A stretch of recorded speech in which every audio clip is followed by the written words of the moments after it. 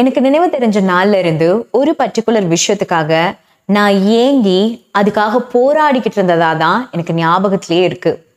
என் mind எப்பவுமே பிளாங்கா இருந்ததா சரித்திரமே இல்லை. பிளாங்கா எப்போ இருந்துச்சு அப்படின்னு நான் டீப்பா யோசிச்சா கூட ஒரு நாள் கூட நான் பிளாங்கா இருந்ததா எனக்கு ஞாபகமே வரமாட்டேங்குது. அந்த பர்டிகுலர் விஷயத்தை பத்தி தான் என் பிரெயின் அதனோட பேக்கப்ல எப்பவுமே ரைஸ் ஆயிட்டே இருக்கு. அதை பத்தி மட்டும்தான் எனக்கு தோணுது. அந்த பர்டிகுலர் விஷயம் எனக்கு எது கிடைக்கலையோ, எனக்கு எது வேணுமோ அதை பத்தி மட்டும்தான் என் பிரெயின் 24/7 யோசிச்சுக்கிட்டே இருக்கு. என்ன வேலை பார்த்தாலும், எந்த இடத்துக்கு போனாலும், யார் கூட பேசிட்டு இருந்தாலும் கூட என்கிட்ட இல்லாத எனக்கு ரொம்ப பிடிச்ச அந்த பர்டிகுலர் விஷயம் மட்டும்தான் ஓடிக்கிட்டு இருக்கு. என் மைண்ட் பிளாங்கா இது வரைக்கும் இருந்ததே இல்லை.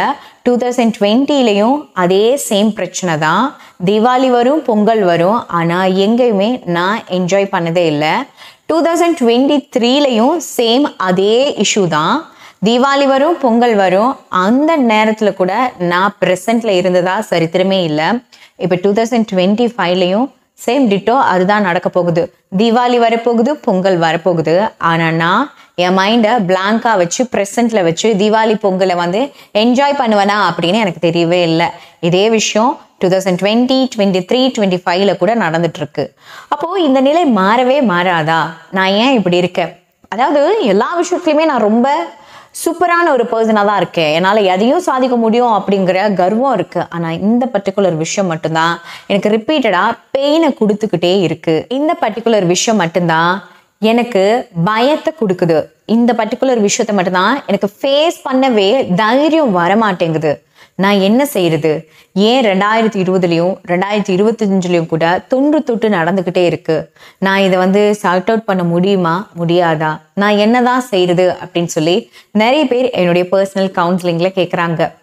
அதாவது உங்க எல்லாருக்குமே புரியுற மாதிரி சொல்லணும் அப்படின்னா, ஒரே பிரச்சனை வருஷங்கள் தான் வேற வேற, அண்ட் பீப்புள் தான் நம்மளை சுத்தி இருக்கக்கூடிய பீப்புள் தான் வேற வேற. ஆனா அன்னைக்கு நடந்த அதே இஷ்யூ டிட்டோ மாறாம இன்னைக்கு கூட ப்ரெசன்ட்லயும் அதே விஷயம் நடந்துகிட்டே இருக்கு. இது ஏன், இது எப்படி சார்ட் அவுட் பண்றது, இந்த பிரபஞ்சம் நமக்கு என்ன உணர்த்த ட்ரை பண்றாங்க இந்த விஷயத்தின் மூலமா அப்படிங்கிற எல்லா விளக்கத்தையும் நான் இந்த வீடியோ மூலமா உங்க எல்லாருக்கூடவும் ஷேர் பண்ணலாம் அப்படின்னு இருக்கேன்.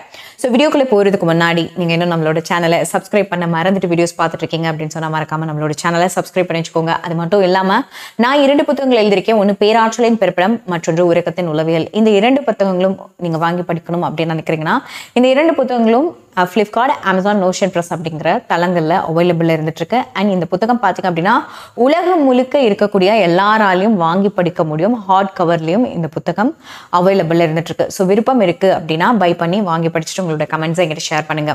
அது மட்டும் இல்லாமல் நான் நிறைய பேருக்கு லா ஆஃப் அட்ராக்ஷன் ரிலேட்டடான கிளாஸஸ் எல்லாம் ப்ரொவைட் பண்ணிட்டு இருக்கேன். அதாவது relationship attract, money attract, job attract, இது போன்ற கிளாஸஸும் ப்ரொவைட் பண்ணிட்டு இருக்கு. ஒருவேளை இது போன்ற கிளாஸஸ்ல நீங்க ஜாயின் பண்ணணும் அப்படின்னு நினைக்கிறீங்கன்னா கீழே டிஸ்பிளே ஆயிட்டு இருக்கக்கூடிய நம்மளுடைய வாட்ஸ்அப் கான்டாக்ட் நம்பருக்கு மெசேஜ் பண்ணுங்க. நம்மளோட கிளாஸஸ் எல்லாமே பார்த்தீங்கன்னா பர்சனல் ஃபோன் காலில் தான் நடக்கும். யாருக்கும் குரூப் போட்டு வச்சுட்டு ரேண்டமா இதோட ஆடியோ சென்ட் பண்ணி இதெல்லாம் ஃபாலோ பண்ணுங்க அப்படின்னு சொல்லலாம் கைட் பண்ணவே மாட்டேன்.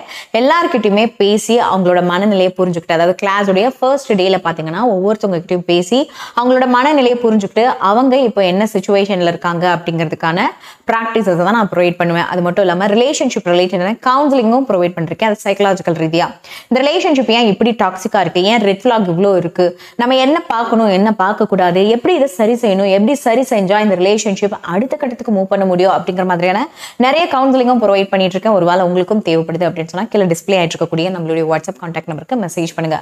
ஓகே ஃபைன், வீடியோக்குள்ள போயிடலாம். அதாவது உங்க எல்லாருக்கும் புரியுற மாதிரி ஒரு எடுத்துக்காட்டு சொல்ற பாருங்க. இப்போ நீங்க 2020ல ஒரு லவ் ரிலேஷன்ஷிப்ல இருந்திருக்கீங்க, அல்லது ஒரு மணி இஷ்யூல இருந்திருக்கீங்க, பண பிரச்சனையில இருந்திருக்கீங்க அப்படின்னு ஏதாவது ஒன்று எடுத்துக்காட்டுக்கு எடுத்துக்கோங்க. நீங்க இப்போ உங்க ப்ரெசென்ட்ல என்ன பிரச்சனையை அனுபவிக்கிறீங்களோ அது கூட கம்பேர் பண்ணிக்கோங்க. ஓகேங்களா? நான் இப்போ உங்களுக்கு லவ் ரிலேஷன்ஷிப்பை எடுத்துக்காட்டுக்கு சொல்ல போறேன், அல்லது பண பிரச்சனையை நான் எடுத்துக்காட்டுக்கு சொல்ல போறேன். ஓகேங்களா? Okay fine. இப்போ 2020ல உங்களுக்கு உங்க வாழ்க்கையில ஒரு அமேசிங்கான காதல் ஒன்று வருது. அந்த காதலை நீங்கள் அழகாக சென்சிட்டிவாக ஹேண்டில் பண்ணலாம் அப்படின்னு நினைக்கிறீங்க. பட் அது உங்கள் கை மீறி போயிடுது. அப்போ அது கொஞ்சம் டாக்ஸிக்காக மாறிடுது.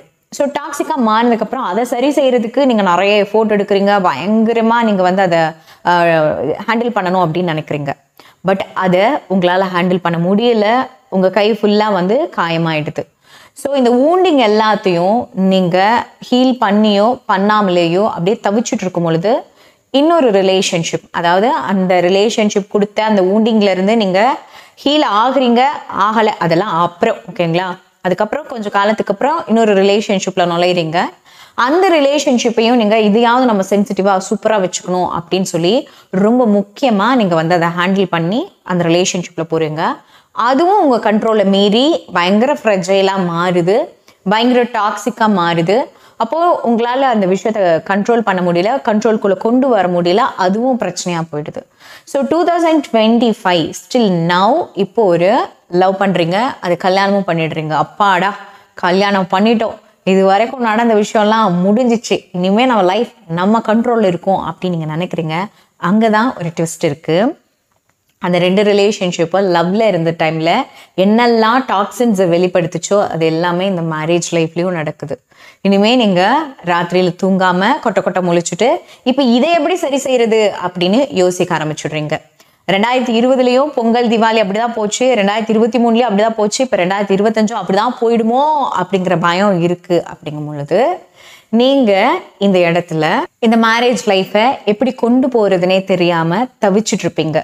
எப்படி லீட் பண்ணணும், எப்படி லீட் பண்ணால் இந்த மேரேஜ் ரிலேஷன்ஷிப்பை வந்து காப்பாற்ற முடியும், அதே மாதிரி இதுவும் போயிடுமா, எனக்கு எதுவுமே தெரியலையே, எனக்கு எதுவுமே புரியலையே அப்படின்னு சொல்லி பயங்கரமாக திங்க் பண்ணிட்டு இருக்கீங்க. அப்படிங்கும்போது உங்களுக்கு தோணும் பார்ட்னர் தான் வேற வேற, இத்தனை வருஷத்துல பார்ட்னர்ஸ் தான் வேற வேறையா மாறிருக்காங்க, ஆனால் இஷ்யூஸ் எல்லாமே சேம் தான். ஏன்டா நடக்குது, எதுக்கு இது நடக்குது, நான் இன்னும் என்ன அனுபவிக்கணும், இந்த உலகத்தில் இன்னும் அனுபவிக்கிறதுக்கு என்ன இருக்குது அப்படின்னு நீங்கள் யோசிச்சுட்டு இருப்பீங்க. கரெக்டாக? அப்போது இந்த இடத்த நல்லா பாயிண்ட் அவுட் பண்ணிக்கோங்க, இந்த இடத்த வந்து நல்லா பிடிச்சி வச்சுக்கோங்க. யூனிவர்ஸ் நம்மக்கிட்ட பேசுதுங்கிறத நீங்கள் புரிஞ்சுக்கணும், ஓகேங்களா? யூனிவர்ஸ் என்ன பேசுகிறாங்க அப்படின்னா, யூனிவர்ஸுக்கும் நம்மக்கிட்ட இருந்து சில விஷயங்கள்லாம் தேவை. அது என்ன அப்படின்னா ஒன்றுமே இல்லைங்க, 2 முக்கியமான எனர்ஜி. அதில் ஒரு எனர்ஜி என்ன அப்படின்னா பரந்த புரிதல், ஓகேங்களா? 2 ஆழமான உணர்வு. பரந்த புரிதல் அப்படின்னா என்னென்னு தெரியுமா? அதாவது ஒரு பவுண்ட்ரி இல்லாமல் இந்த பவுண்ட்ரிக்குள்ளே தான் நான் ஒரு விஷயம் புரிஞ்சுக்கிறேன் அப்படின்னா அது இவ்வளவு தான் இருக்கும் அப்படிங்கிற அந்த புரிதல் இல்லாமல் இது எவ்வளோ வேணாலும் இருக்கும் அப்படிங்கிற அந்த பரந்த புரிதல், அதுதான் ஒரு எனர்ஜி. 2வது எனர்ஜி ஆழமான உணர்வு. ஆழமான உணர்வு அப்படிங்கிறது எனக்கு வலிக்குது, எனக்கு மனசு ரொம்ப கஷ்டமாக இருக்குது, ஐயோ எனக்கு கஷ்டப்பட்டுட்டேன், அவ்வளோதான், என்னால் இனிமேல் தாங்க முடியாது அப்படிங்கிற அந்த உணர்வு இல்லை. ஆழமான உணர்வுங்கிறது எந்த எக்ஸ்ட்ரீம் லெவல் பெயினாக வேணா இருக்கலாம், அல்லது எக்ஸ்ட்ரீம் லெவல் ஹாப்பினஸாக வேணா இருக்கலாம், கரெக்டுங்களா? ஆனால் ஹாப்பினஸில் இருந்து நம்ம ஒரு விஷயத்த கற்றுக்க முடியுமா அப்படின்னு கேட்டால் நிச்சயமாக முடியாது. ஆனால் பெயின்ல இருந்து பயங்கரமான விஷயத்த கற்றுக்க முடியும், கரெக்டுங்களா? அப்போது பரந்த புரிதல் ஒரு எனர்ஜி, 2வது எனர்ஜி ஆழமான உணர்வு.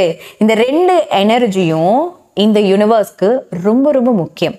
அதாவது நம்ம எல்லாருமே நான் நினைச்சிட்டு இருக்கோம் அப்படின்னு சொன்னா யூனிவர்ஸ் அப்படிங்கறத நல்லது மட்டுமே கொடுக்கும் அப்படின்னு நினைச்சிட்டு இருக்கோம்.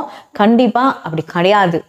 நல்லது மட்டும் கொடுக்கும் அப்படின்னா அது வெளிச்சம், கரெக்டுங்களா? வெளிச்சம், ஒயிட் எனர்ஜி வந்து நல்லது கொடுக்குது அப்படின்னா டார்க் மேட்டர்ஸ், டார்க் எனர்ஜி அப்படிங்கிறது இந்த உலகத்துல பிரபஞ்சத்தையே விழுங்கக்கூடிய அளவுக்கு அதிகமாகவே இருக்கு. அந்த டார்க் எனர்ஜி நம்ம கண்ணுக்கு தெரியாது. ஏன் அப்படின்னா இப்போ நம்ம இருட்டில் இருக்கோம், அதுவே டார்க் எனர்ஜி தான். ஆக்சுவலி இப்போ சூரியன்ல இருந்து ஒரு ஒளி வருது, கரெக்டா? அந்த ஒளியை தான் நம்ம வந்து வெளிச்சம்னு சொல்லிட்டு இருக்கோம், கரெக்டா? அப்போ அந்த இருள் எங்கிருந்து வருது? ராத்திரி ஒரு இருள் வெளிப்படுது இல்லையா, அந்த இருள் எங்கிருந்து வருது? பிளாங்கா இருக்குன்னு நினைக்கிறீங்களா? நிச்சயமா கிடையாது.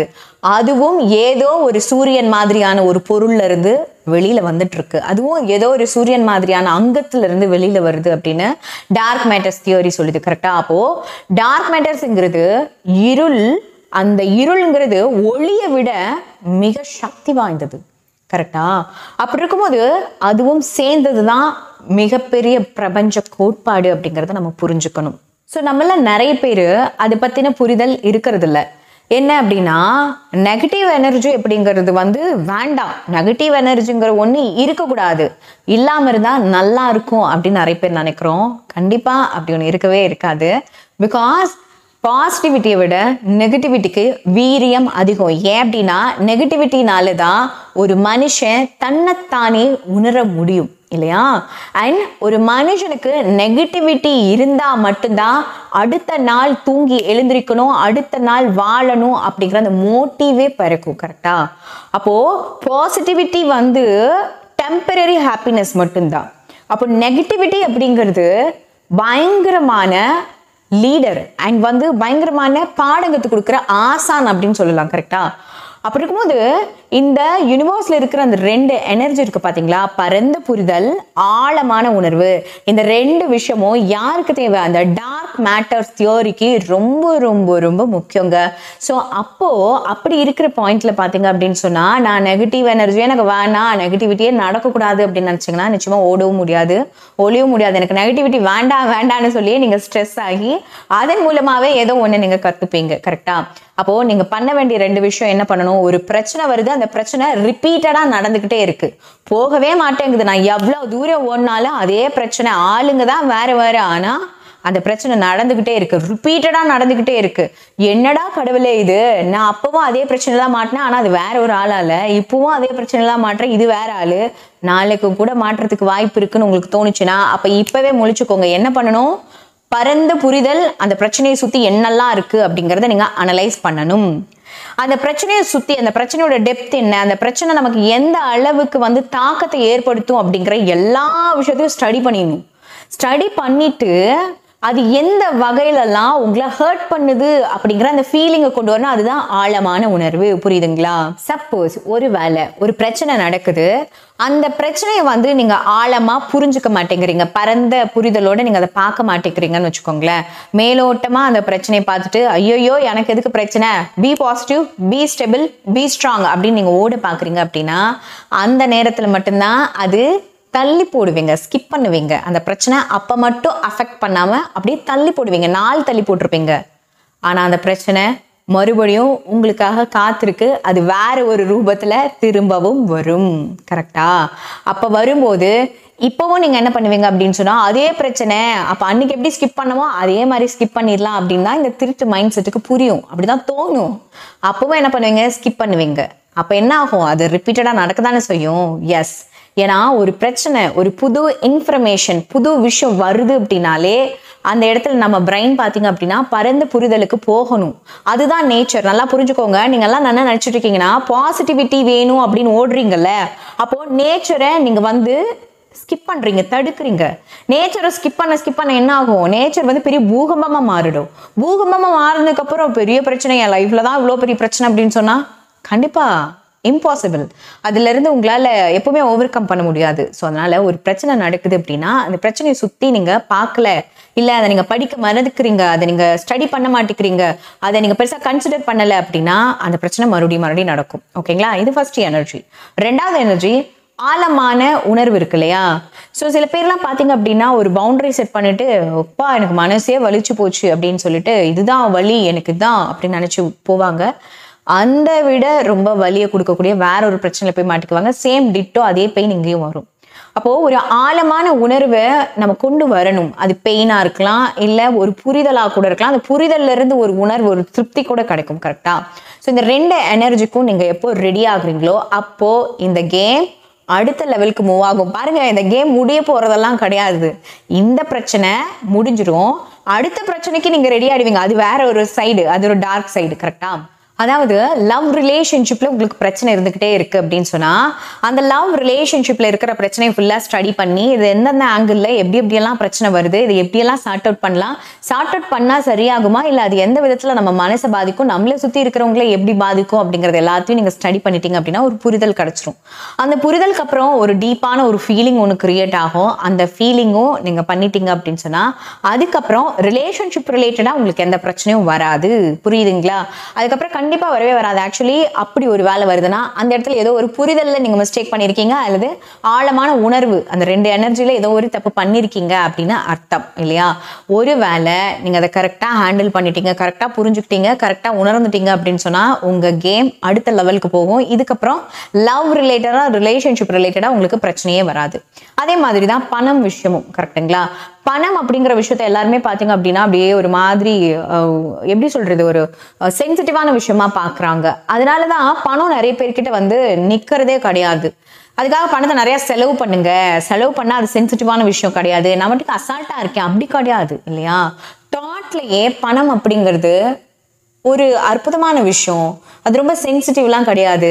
ஆக்சுவலி பணம் வந்து எந்த அளவுக்கு நமக்கு வேணுமோ அந்த அளவுக்கு நம்ம அந்த பணத்து மேலே கம்ஃபர்ட் ஃபீலிங், காதல் ஃபீலிங்கை வைக்கணும் அப்படிங்கிறது எல்லாத்தையும் நீங்கள் கற்றுக்கிட்டு வர வர வர என்ன ஆகும் அப்படின்னு சொன்னால் அந்த பணத்துக்கு உண்டான புரிதல் நிறைய உருவாகும். நிறைய பேருக்கு பணங்கிறது வந்து புரிதல் உருவாகிறது இல்லை. பணம் இருந்தால் நிறைய பொருளை வாங்கலாம், நிறைய பேர் மதிப்பாங்க, நம்மளால வந்து நல்லா இருக்க முடியும் அப்படின்னு மட்டுமே யோசிச்சுட்டு இருக்காங்க. பணம்ங்கிறது ஒரு ஆற்றல், பணம்ங்கிறது ஒரு எனர்ஜி.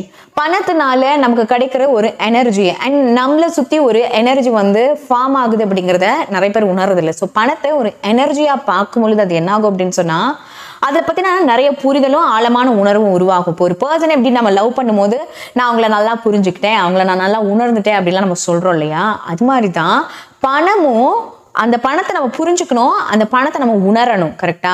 மற்றபடி பணம் அப்படிங்கிறது வெறுமனே ஒரு பொருளை வாங்குறதுக்கும் மனுஷங்க மதிக்கிறதுக்குமான ஒரு விஷயமா டூலாவும் நம்ம நினைக்கும் பொழுது அந்த பணம் நம்மளை விட்டு தள்ளி தள்ளி தள்ளி தான் போகும். இப்போ உங்க எல்லாருக்குமே புரியுற மாதிரி ஒரு எடுத்துக்காட்டு சொல்றேன், இது எல்லாருமே எக்ஸ்பீரியன்ஸ் பண்ணிருப்பீங்க.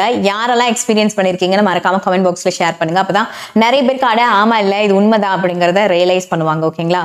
இப்போ ஒரு இடத்துக்கு வந்து நீங்க புதுசா போவீங்க, அந்த இடத்துல வந்து கம்ஃபர்டபுளாகவே உங்களுக்கு இருக்காது. ஐயோ இது ரொம்ப கஷ்டமாக இருக்கும் போலையே, இந்த சுச்சுவேஷன் ரொம்ப வந்து மோசமாக இருக்கும் போலையே அப்படின்னு உங்களுக்கு ஸ்டார்டிங் பீரியடில் வந்து அப்படியே மிஸ்மேட்ச் ஆகும்.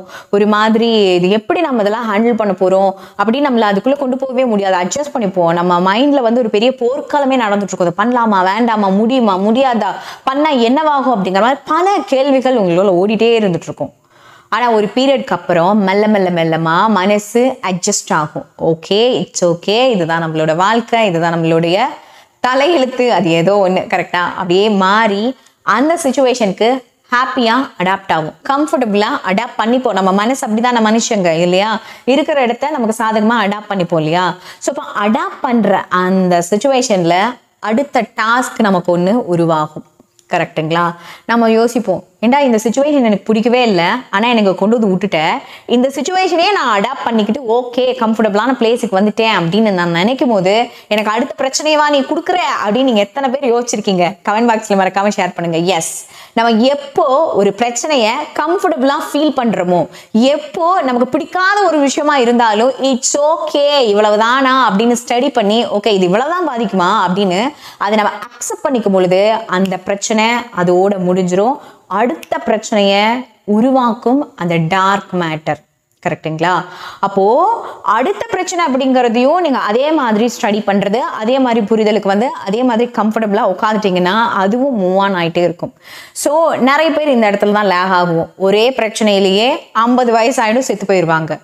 அடுத்து ஒரு பிரச்சனையை சார்ட் அவுட் பண்ணுவாங்க, அப்புறம் 60 வயசுல செத்துருவாங்க, 40 வயசுல செத்துருவாங்க. ஸோ நீங்க எந்த அளவுக்கு ஒரு பிரச்சனையை ஸ்டடி பண்ணி புரிஞ்சுக்கிறீங்களோ உணர்றீங்களோ அவ்வளோ நிறைய பிரச்சனையை நீங்கள் பார்க்கலாம். நிறைய பேர் இந்த இடத்துல அப்போ வாழ்நாள் முழுக்க 1000 பிரச்சனை இருக்கான்னு கேட்டால் எஸ், கண்டிப்பாக மனுஷங்க எல்லாருமே ஒரு கேம் ஷோக்குள்ளே வாழ்கிற மாதிரி தான் இருக்குது. பட்டர்ஃப்ளை எஃபெக்ட்னு சொல்லுவாங்க. ஸோ கேம் ஷோ வாழ்கிற மாதிரி தான் இருக்குது. அதுதான் பிரபஞ்சத்துடைய தியரியும். நம்ம அக்செப்ட் பண்ணிக்கிட்டாலும் பண்ணிக்கலனாலும் அதுதான் உண்மை நிதர்சனம். ஸோ இந்த பர்டிகுலர் விஷயம் ஆழமாக வாழ்க்கையை புரிஞ்சுக்கிட்டவங்களால மட்டும்தான் இதை உணர முடியும். எல்லாராலையெல்லாம் உணர முடியாது. இவங்க என்னமோ சொல்லிட்டு இருக்காங்க அப்படின்னு தான் உங்களுக்கு நினைக்க தோணும். ஆழமா யார் ஒருத்தவங்க உங்க வாழ்க்கைய, வேறவங்க வாழ்க்கையெல்லாம் நீங்க படிக்கணும்னு அவசியமே இல்லை. உங்க வாழ்க்கைய நீங்க ஆழமா கவனிச்சிருந்தா மட்டுமே இந்த விஷயம் புரியும். ஓகேங்களா? ஸோ உங்க வாழ்க்கையில திரும்ப திரும்ப திரும்ப ஒரு பிரச்சனை நடந்துகிட்டே இருக்கு அப்படின்னா இந்த பிரபஞ்சம் உங்களை எங்க கொண்டு போகுது? அந்த உணர்தலுக்குள்ளேயும் அந்த புரிதலுக்குள்ளேயும் உங்களை கொண்டு போகுது. அந்த எனர்ஜி, 2 எனர்ஜியும் இந்த பிரபஞ்சத்துக்கு ரொம்பவுமே முக்கியம். ஆழமான உணர்வு, பரந்த புரிதல், இது 2ம் இல்லை அப்படின்னு சொன்னா நீங்க அந்த பிரச்சனையை திரும்ப திரும்ப அனுபவிச்சுட்டே தான் இருப்பீங்க. ஸோ பரந்த புரிதலுக்கும் ஆழமான உணர்வுக்கும் கண்டிப்பா துன்பமும் வலியும் தேவை. இது உங்க எல்லாருக்கும் புரிஞ்சிருக்கும் அப்படின்னு நான் நினைக்கிறேன். துன்பமும் வலியும் இருந்தது அப்படின்னா மட்டும்தான் பரந்த புரிதல் உருவாகும், ஆழமான உணர்வு உருவாகும். இந்த பர்டிகுலர் விஷயத்தை தான் சொல்லுவாங்க, எதுலையாவது தொலைந்து ஆழமா தொலைந்து அதிலிருந்து மீளுங்கள், உங்கள் வாழ்க்கை புதிதாக மாறும், புதிதாக உருவெடுக்கும். ரீஸ்டார்ட் பட்டன் போட்டு மறுபடியும் நீங்க உங்க லைஃபை ஸ்டார்ட் பண்ணலாம் அப்படிங்கிறது. ஸோ ஏதாவது ஒரு விஷயத்தில் தொலைகிறதுனா என்ன? வலியையும் துன்பத்தையும் அனுபவிச்சுட்டு அதிலிருந்து மீண்டு வெளியில் வந்தீங்கன்னா புது உலகம் இருக்குது, பெட்டர் தென் ஹாப்பினஸ் இருக்குது. அது ஆக்சுவலி அங்கேயும் லேர்னிங்ஸ் எல்லாம் இருக்கும், இல்லாமலாம் இருக்காது. பட் அங்கேருந்து லைஃப் கொஞ்சம் நிறைய அப்கிரேட் ஆகும். இப்போ எப்படி ஒரு கேமில் வந்து நீங்கள் இந்த லெவலில் ஃபினிஷ் பண்ணிட்டீங்கன்னா உங்களுக்கு அட்வான்ஸ்டாக நிறைய எக்யூப்மெண்ட்ஸ்லாம் நாங்கள் கொடுப்போம் அப்படிலாம் சொல்லுவாங்க இல்லையா, அந்த மாதிரி தான். ஸோ லைஃப்பும் அதே சேம் விஷயம்தான். உங்களுக்கு துன்பம் வருது அப்படின்னா அந்த துன்பத்தை ஸ்டடி பண்ணுங்க, உணருங்க, அடுத்த லெவலுக்கு நீங்கள் போவீங்க. அதனால நல்ல புரிதல் உருவாகும். 60-70 வயசில் உங்கள் லைஃப்பை நீங்கள் திருப்பி பார்க்கும் பொழுது நான் எல்லாத்தையுமே பார்த்துட்டேங்கிற ஒரு திருப்தி இருக்கும். அண்ட் மோட்சம் அடைய முடியுமா, அந்த மோட்சத்துக்காக தான் நம்ம எல்லாரும் பிறந்திருக்கோம். ஸோ இந்த விஷயம் உங்க எல்லாருக்கும் புரிஞ்சிருக்கும் அப்படின்னு நான் நினைக்கிறேன். வேற ஏதாவது டவுட் இருக்கு அப்படின்னு சொன்னா கீழே கமெண்ட் பாக்ஸ்ல எங்கிட்ட கேளுங்க. அல்லது எங்கிட்ட பர்சனல் லைஃப் கோச்சிங் எடுத்துக்கணும் அல்லது லா ஆஃப் அட்ராக்ஷன் ரிலேட்டடான கிளாஸஸ்ல ஜாயின் பண்ணணும் அப்படின்னு தோணுதுன்னா கீழே டிஸ்பிளே ஆயிடுக்கக்கூடிய நம்மளுடைய வாட்ஸ்அப் கான்டாக்ட் நம்பருக்கு மெசேஜ் பண்ணுங்க. தேங்க்யூ.